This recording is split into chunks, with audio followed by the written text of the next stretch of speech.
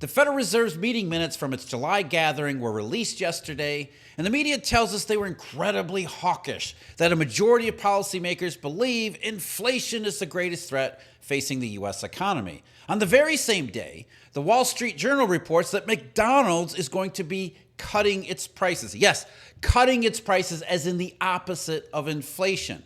When one of the cheapest fast food options out there announces that it's going to be cutting its prices, this blatant act of disinflation, you have to ask, just who are the clowns here? I mean, after all, if McDonald's thinks its products are too expensive, there isn't going to be tariff inflation or any inflation for that matter. This right here is exactly why for 6 months running, trade duties have been applied, but yet it hasn't come out in consumer prices. Everyone said it was going to, yet everyone was also listening to Jay Powell when he said the labor market was solid. What McDonald's and others like them, such as Target, are reporting and even doing shows you it isn't and hasn't been solid. The consumer economy has changed, and while CEOs and management teams are blaming, quote, uncertainty, the job situation is becoming more, not less certain, and that's not a good thing. For example, continued claims. We got the numbers today. They jumped yet again and are now just shy of 2 million at an almost 4-year high. Nobody is hiring. At the same time, there are scattered yet significant numbers of firings. As a result, interest rates are going to go even lower from here. That includes policy rates from the Fed. Now, whether or not that means a 25 or 50 in September, that's the real question, not if a rate cut happens. And then the question will be how many more thereafter. Nothing ever goes in a straight line. There are always twists and turns, especially when it comes to the Fed lowering its policy rates. Yet, this was the way it was always going to end up. Even the head clown knows it. And I'm not talking about Ronald here. So look for the head clown to be less clownish tomorrow when he speaks at Jackson Hole. Everyone will be listening to what he has to say, but what he's going to say is probably going to surprise people, that he is open for a rate cut in September. Maybe not that he agrees with it, but he understands the way the economy has shifted. So does the purported clown, or the comic clown, Ronald McDonald. And McDonald's, what they've been saying all year. Remember, I reported that McDonald's said Americans were struggling so badly they were skipping breakfast. They were not just skipping McDonald's breakfast, they were skipping the meal entirely. That's not a solid, healthy economy when too many people operating in it or trying to operate in it can't afford to eat the first meal of the day. But it goes beyond just that. As Fox News reported, in January, the company began rolling out a new McValue menu category, part of the fast food company's comeback strategy, offering customers a buy one, add one for $1 option for breakfast, lunch, and dinner. The company simultaneously launched app-specific deals to drive customers to the platform, such as free medium fries with $1 purchase every Friday in 2025, and a free McCrispy chicken sandwich for new app users. The company also said its local franchisees were launching their own special deals on items such as the McGriddle and app-exclusive offers like 20% off $10 or more. And it obviously did not work. For one thing, driving people to use the app is a under-the-table cost-cutting move to free up labor or eventually get rid of it, understanding that top-line revenues weren't growing in the way that McDonald's needed, and cost pressures are still rising, so get people to use the app, leading to less use of labor. And that just epitomizes the economy that we've had over the last several years. Americans are falling further and further behind because it was never solid and steady, or whatever qualification that Jay Powell has been using over the last couple of years. It has been forgot how to grow, and McDonald's remembers and knows it. I almost never do ads, and I say no to the vast majority of those that are brought to my attention, but I was thrilled to be able to work with today's video sponsor, Monetary Metals. And the reason is because they're solving a big problem, one that I've been highlighting for a very long period of time. Gold is a safe haven, but other than sitting in a vault, it doesn't do anything. Monetary Metals fixes that. They let you earn real yield paid in physical gold without giving up ownership. It's not a fund, it's not a paper claim, it's your gold working for you. Every month, more gold gets deposited into your account. It's simple, it's transparent, and it is fully insured. If you believe in gold as a long-term store of value as I do, this changes everything. Go to monetary-metals.com/Snyder. That's monetary-metals.com/Snyder for all the details. We absolutely thank them for being the sponsor of today's video, and now let's get back to it.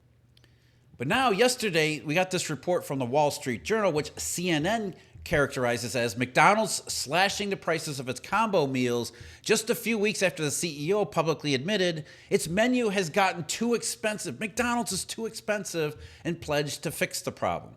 McDonald's and its U.S. franchisees agreed to price 8 popular combo meals at 15% less than the total cost of buying the items separately, with the chain offering financial support to franchisees if they agree to lower prices, at least according to a source familiar with the company's plans.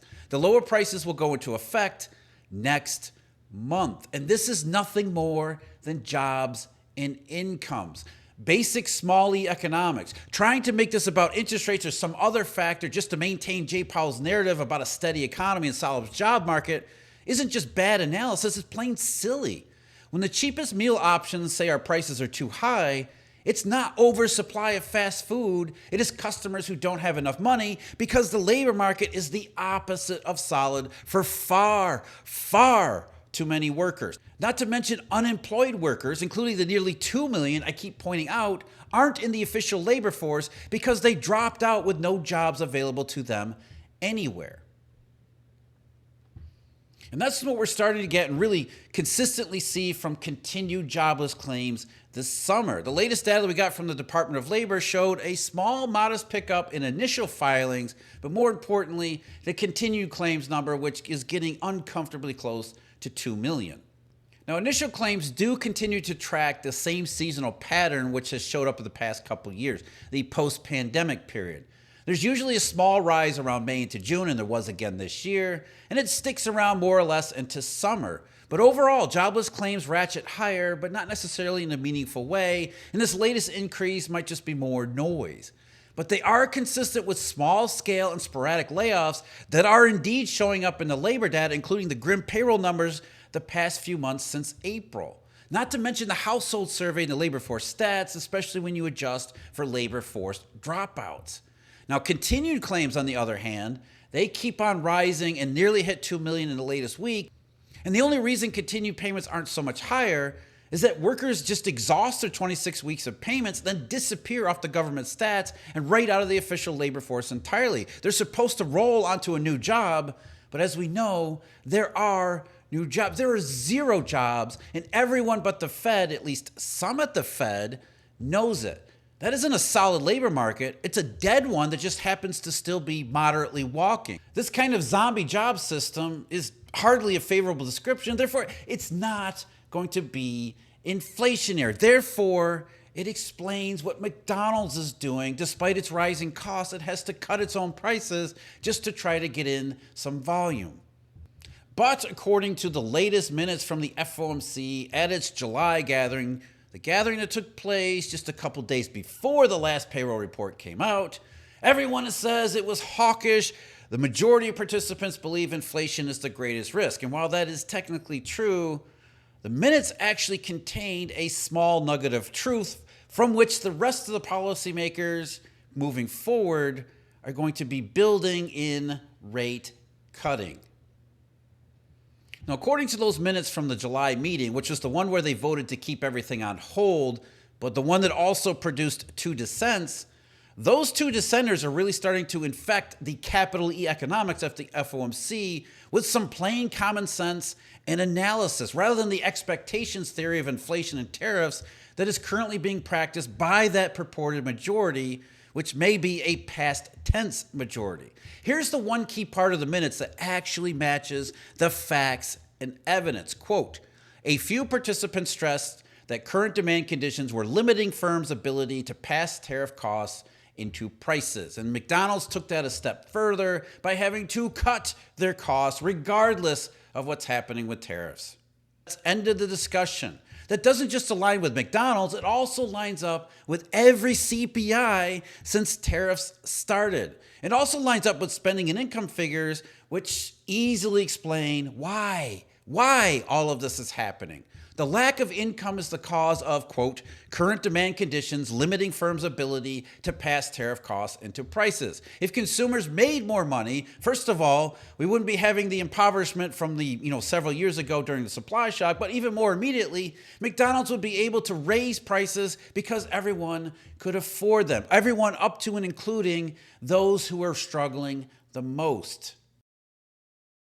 However, being a gang of economists, that means policymakers by and large are more concerned with the horsecrap mathematical models and the disproven theories they're built on more than any facts and evidence, let alone all the facts and evidence. So they believe tariffs raise costs, and the institutionally inflation-biased Fed can't help but go nuts on tariff inflation that can't be falsified to them no matter how many times in reality it already has been. As the FOMC minutes also said, quote, a majority of participants judged the upside risk to inflation as the greater of these two risks, meaning the other one being employment, while several participants viewed the two risks as roughly balanced, and a couple of participants considered downside risk to employment the more salient risk. So the media ran with hawkish minutes where the majority believe inflation is the greatest threat. Now, first off, remember this meeting was held 2 and 3 days before the July payroll numbers were released. And it's clear from the Powell's performance back then, he had no clue about them, so no one else on the FOMC did either. And second, in that same statement from the minutes, while it points out a, quote, majority believed inflation was the greatest risk, the rest of the sentence describes what looks to be a thin majority, not an overwhelming one. The vote itself for the rate pause may have been 9-2, with one being absent and eventually resigning, Adriana Kugler, with Waller and Bowman the clear dissents, but that didn't mean all 9 thought inflation was the greatest risk. In fact, the minutes say several view the risks as roughly balanced, and then a couple considered employment the greater problem. And the latter, those couple, it might be, obviously it's Waller and Bowman, but it also might be Waller, Bowman, and someone else. And then add that couple to the several who thought risks were balanced before the payroll report and another lame CPI that came in. So there may have been a majority worried about inflation risk back at the end of July, but it was already a very small one, and it almost certainly isn't a majority any longer.